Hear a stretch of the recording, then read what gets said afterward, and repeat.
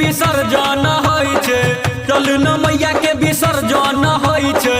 सब गोटे चल गेले माँ सरस्वती के गाना बजेबे, माँ सरस्वती के गाना बजेबे। डीजे पर कमर हिलाई लेबे, हाँ माँ सरस्वती के गाना बजेबे। डीजे पर कमर हिलाई लेबे, सुन माँ सरस्वती के गाना बजेबे। डीजे पर कमर हिलाई लेबे, माँ सरस्वती के गाना बजेबे, गाना बजेबे। डीजे पर कमर हिलाई लेबे। का नाम होता है? गाना बजेबे, अजय दीवाना मलमल। डीजे पर कमर हिलाई लेबे, डीजे पर कमर हिलाई लेबे। माँ सरस्वती के गाना बजेबे, डीजे पर कमर हिलाई लेबे। सब गोरा मिल के है मूर्ति उठाइबे, डीजे पर कमर हिलेबे रे। मैया बिना वाली के भैया जाई कार लगे रे, जाई कार लगे हाँ। सब गोरा मिल के है मूर्ति उठाइबे, डीजे पर कमर हिलेबे रे। मैया बिना वाली के भैया जाई कार लगे रे।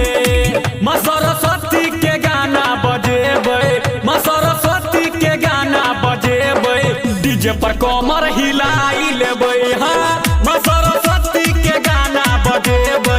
डीजे पर कमर हिलाई लेबे, माँ सरस्वती के गाना बजेबे, गाना बजेबे। डीजे पर कमर हिलाई लेबे। का नाम होता है? गाना बजेबे, अजय दीवाना मलमल। डीजे पर कमर हिलाई लेबे, डीजे पर कमर हिलाई लेबे। माँ सरस्वती के गाना बजेबे, डीजे पर कमर हिलाई लेबे। आगे आगे मैया के मूर्ति, पीछे हम सब रहबै रे। ओही बीचे नचबै हम सब, डीजे के बेस बढ़ेबै रे, डीजे के बेस बढ़ेबै रे। हाँ आगे आगे मैया के मूर्ति, पीछे हम सब रहबै रे। ओही बीचे नचबै हम सब, डीजे के बेस बढ़ेबै रे। माँ सरस्वती के गाना बजेबै, माँ सरस्वती के गाना बजेबै।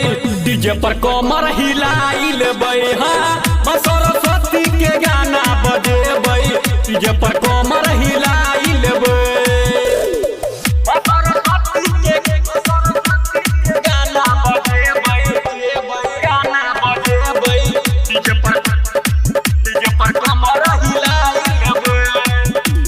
का नाम होता है? गाना बजेबै, अजय दीवाना मलमल।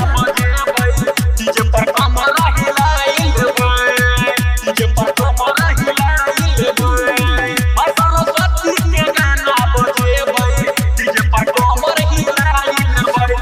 सीके राजा के गाना पर भैया सब कियो नचतै रे। राइटर अनिल अमरजीत चंदन सबके अबीर लगेतै रे, सबके अबीर लगेतै रे, सबके अबीर लगेतै रे। हाँ सीके राजा के गाना पर भैया सब कियो नचतै रे। राइटर अनिल अमरजीत चंदन सबके अबीर लगेतै रे। माँ सरस्वती के गाना बजेबै, माँ सरस्वती के गाना बजेबै। डीजे पर कमर हिलाई लेबै, हाँ